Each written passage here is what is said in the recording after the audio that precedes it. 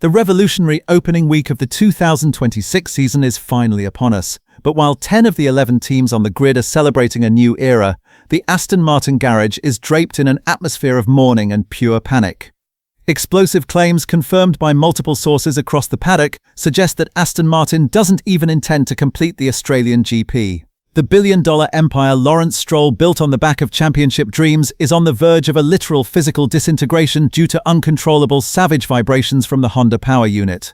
The rumoured plan is grim: appear in practice sessions, set one flying lap to survive the 107% rule in qualifying, complete the formation lap on Sunday, and immediately retire the car to salvage whatever precious components remain intact. This isn't just a technical failure, it's poised to be one of the greatest investment disasters in the history of Formula One. The new wind tunnel, the ultra-luxury tech campus, and the world-class engineering signings, all of it is about to evaporate like wreckage on the Melbourne asphalt.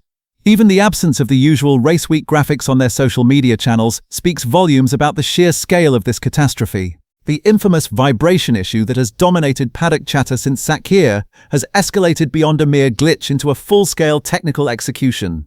The frequencies generated by the internal combustion engine are entering a harmonic resonance with the hybrid battery pack tucked inside Adrian Newey's hyper-narrow chassis, so violent that the lithium-ion cells are physically shaking apart. This was the exact reason Lance Stroll managed only 6 laps on the final day of testing before the car was locked away. The car was effectively drilling through itself with every meter covered. Even Andy Cowell's emergency flight to Japan and the crisis committee, formed by Enrico Cardillo, haven't produced a miracle for Melbourne. Aston Martin's spare parts inventory is essentially zero. Every 10 laps, the engine hammers the chassis, which in turn hammers the battery, like a sledgehammer, into uselessness. Under the rigid 2026 cost cap, producing endless batteries and chassis is not just financial suicide, it's a direct ticket to irreversible sporting penalties. The obsession with hyper-aggressive packaging that defines modern aero genius Adrian Newey has, this time, struck like a boomerang into the heart of Silverstone. Newey designed the rear bodywork and diffuser channels so tightly that battery cooling and the energy harvesting systems can't get anywhere near the 350 kilowatts target on paper. According to secret reports leaked from the paddock, during superclipping phases where the engine is used specifically to charge the battery, the unit can only harvest up to 250 kilowatts. This causes the engine to effectively die or derate at the end of every straight, leaving them nearly 80 horsepower, 60 kilowatts down in straight-line performance. With this massive power deficit, Aston Martin is currently the slowest car on the grid. Even the aerodynamically basic Cadillac Andretti could hunt down the green cars on the straights.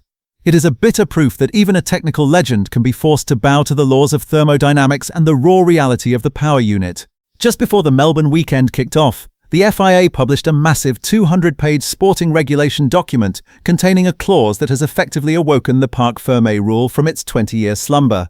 Under Article B 1.5.11, if the probability of rain on Sunday exceeds 40%, the race director can declare a rain hazard. Once triggered, teams are permitted to adjust their ride heights and wing incidence angles after qualifying without the traditional penalty of starting from the pit lane.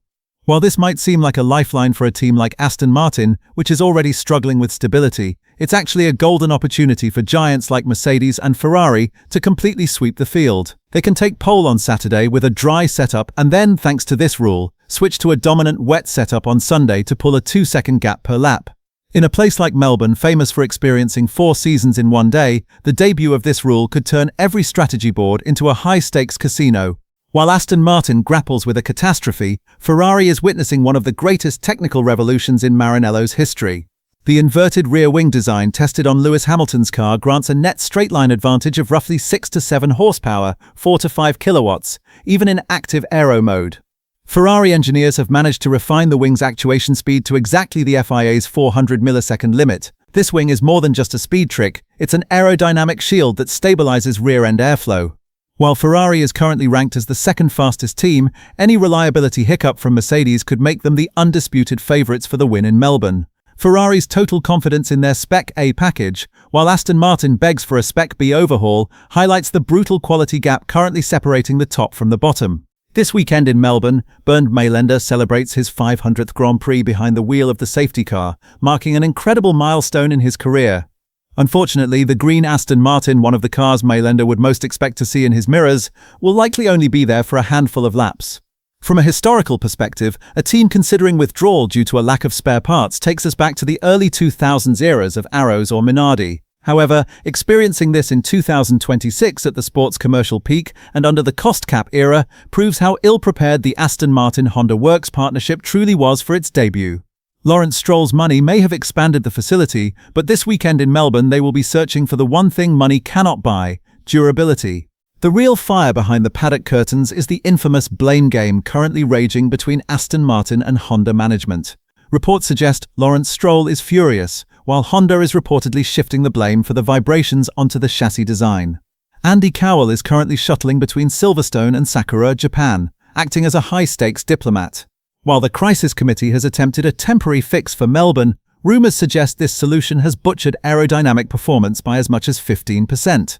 This means the car is not only slow but remains a ticking time bomb. We can only imagine how biting Fernando Alonso's radio messages will become. If this civil war isn't resolved by the Japanese GP, Aston Martin's 2026 season might be over before it truly begins. This weekend, we aren't just watching a race, we are watching a partnership's trial by fire. When those 5 iconic red lights finally extinguish over the Albert Park Straight and the humid Melbourne air is shattered by the savage roar of a new generation of power units, all the grandiose billion-dollar investments, polished marketing campaigns and gleaming tech campuses will instantly surrender to the raw, ruthless and unforgiving reality of pure engineering. The world is waiting to see if the headlines will be dominated by Aston Martin's token and essentially fake race designed purely to salvage components, or if Ferrari's stroke of inverted wing genius, aimed at finally ending Maranello's 20-year championship drought, will seize total control of the grid. As the FIA's secret rain hazard rule, buried deep inside Article B 1.5.11, punctures the very heart of the 20-year-old Parc Fermé regulations, we have to wonder if a 40% chance of precipitation will turn a calculated strategic chess match into a high-stakes casino under the unpredictable Australian sky, especially as the 2026 revolution begins as a glorious surge for some and the most expensive nightmare in history for Lance Stroll and his Aston Martin empire. The question remains: who will Stroll hold accountable for this structural embarrassment and the devastating 80-horsepower energy derating crisis? Will the blame fall on Adrian Newey's hyper-aggressive packaging, Honda's vibration-plagued motor, or the entire technical leadership team that allowed the AMR26 to reach the track in such a vulnerable state?